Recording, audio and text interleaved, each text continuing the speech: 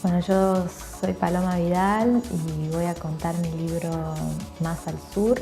El libro efectivamente tiene dos partes, viajes y fantasmas. La primera parte es un cuento largo en tres partes, son tres viajes. Un viaje de un inmigrante, un viaje de una pareja de exiliados con su hija y un tercer viaje del personaje narrador, de la narradora, que cuenta estos viajes y un poco trata de escribir estos viajes ella misma, estando ella misma en una situación de destierro, ¿no? Bueno, esta es la primera parte. En realidad el tema del desplazamiento atraviesa todo el libro, pero la segunda parte, Fantasmas, son cuentos más cortos, son 10 cuentos más cortos, que también, como dije, hablan del tema del viaje, del desplazamiento, del destierro. Un poco hay fantasmas en los viajes y hay viajes en la parte fantasma. Son como dos temas, dos grandes temas que atraviesan todo el libro, ¿no? Pero como había este relato grande, entonces yo decidí ponerlo aparte porque era casi como una pequeña novela, ¿no? En el sentido, el término en francés, nouvelle, que es como una novela corta. El libro de alguna manera pone en escena diversas maneras de migrar, ¿no? Diversas experiencias de esa migración. Y creo que si hay algo que es forzado y que evidentemente es así, ¿no? Es algo que va más allá del deseo de uno, el hecho de tener que dejar su lugar y dejar su lengua. Un poco la imagen del viaje de los pájaros tiene que ver con eso, ¿no? Como un destino, como algo que se repite, que se hereda, ¿no? Algo fuerte, una marca que uno no puede de alguna manera evitar o eludir, pero al mismo tiempo yo pregunto por el deseo del viaje, por el deseo del desplazamiento. Hay un momento en uno de los relatos que se plantea eso, ¿no?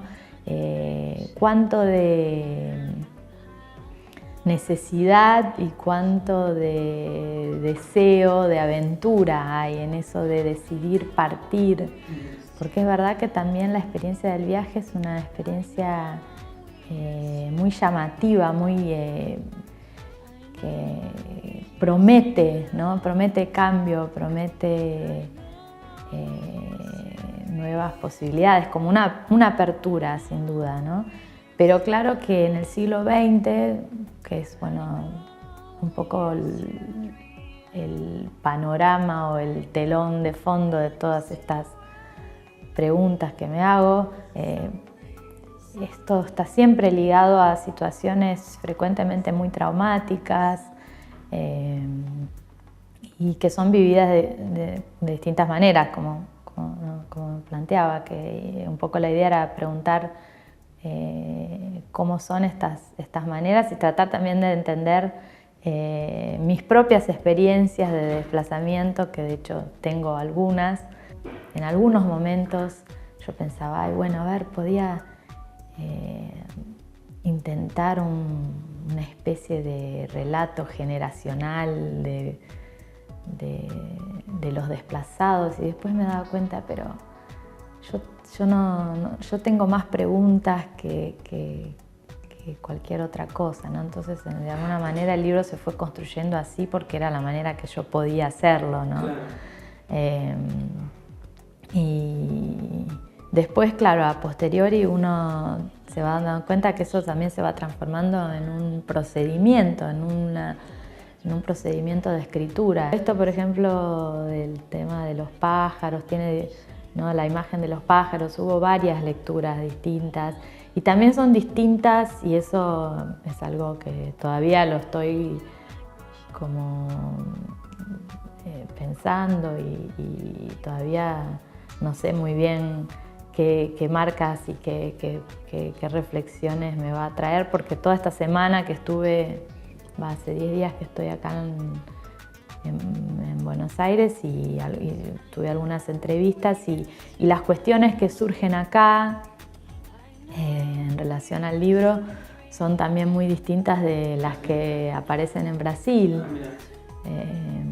Creo que el libro, evidentemente, el libro circula por territorios que son, o de espacios que son más próximos muchas veces de acá que de allá.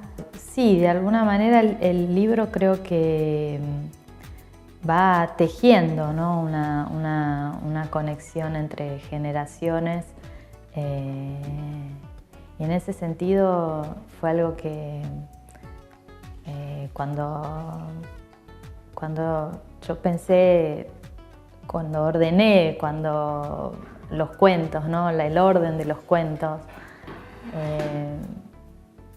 que siempre, bueno, un libro de cuentos, uno escribe cuentos en distintos momentos, a veces escribís un fragmento de un cuento, después lo terminás y bueno, y el cuento que está al final es donde esa cuestión del personaje como que se vuelve madre, ¿no? Al final. Y eso era importante para mí, ¿no? Era como un pasaje de alguna manera, era como algo de esa mirada que cambia, ¿no? Del personaje de la nieta al principio para el personaje que se extraña con las reacciones del hijo al final, ¿no? Sí, hay un recorrido que sí, que fue pensado en ese sentido, ¿no? De armar algo que de alguna manera el lector también pudiera pasar por esos distintos momentos y llegar a este último relato, que es un relato muy condensado, muy fragmentado, ¿no? Y que de alguna forma tiene algo de que lo que era muy denso al principio es como que se va más a la superficie. Es un relato, el relato final es un relato más en la superficie, más en una mirada que se pone a propósito en la superficie, ¿no? Sin comentar mucho, dejándose llevar por esas imágenes. De alguna manera, la narradora, personaje, ¿no? Es muy espectadora, ¿no? De todo, de las escenas, y se coloca en esa situación de estar mirando al otro, de estar escuchando, ¿no? Eso me parece que es algo que está logrado en el libro y que es una de las cosas del libro que a mí me gusta. Me parece que estar en esa situación de recepción, ¿no? De estas situaciones. Siempre esta narradora está en este umbral, ¿no? Trabajando con fragmentos de recuerdos que frecuentemente son de otros, ¿no? Eso es algo que, bueno, no todo el tiempo está escuchando historias. Ayer mismo me pasó, ¿no? De estar con mis padres y que de repente empiezan a contar cosas, ¿no? Ay, acá era mi papá, trabajaba acá y surgen estos fragmentos de recuerdos que uno tiene que ver qué hacer con eso, ¿no? Es un poco lo que se coloca en el primer cuento. Seguir preguntando, tratar de informarse o quizás imaginarse a partir de eso, ¿no? ¿Qué era esa otra vida, ese otro lugar? Pájaros. Semiacostada en el sillón, soy una de esas Madonas del siglo XVI, aunque con un toque de actualidad, despeinada y con una remera agujereada donde la tela se dio al tiempo. Observo, una vez más, los pájaros por la ventana. Creo que son gaviotas, pero necesito investigar. Sus alas se agitan en un movimiento que admiro. Las veo sobre el fondo de un cielo indeciso y bajo el cuadriculado que protege mi ventana del vuelo de gatos. Recién ahora me doy cuenta de que si quisiera no podría saltar. Como ella, mi gata, estoy presa.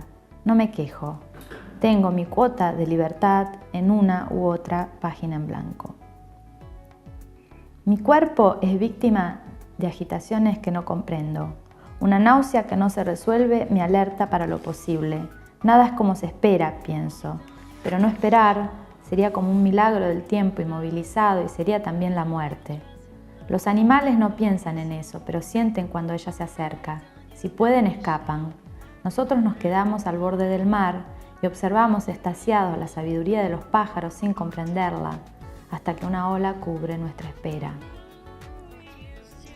Un amigo me habló mal de las gaviotas. Son los animales más sin gracia que he visto jamás, sentenció. Alguien le propuso que escribiera un poema sobre ellas y él no sabía por dónde empezar. ¿Hablar de pájaros? Si fueran jirafas o rinocerontes, pero gaviotas. Cualquier animal se puede convertir en un lugar común, le dije, sin esconder mi irritación. Necesito confesar que la naturaleza me es casi totalmente ajena. Me compré un libro llamado Árvores Brasileiras, llena de expectativas, y finalmente lo devolví. Tampoco entiendo casi nada de pájaros, salvo que vuelan y que cantan. Intenté ser una bird watcher, pero desistí. Solo no me deshago de mi ornitología brasileira porque las ilustraciones me fascinan.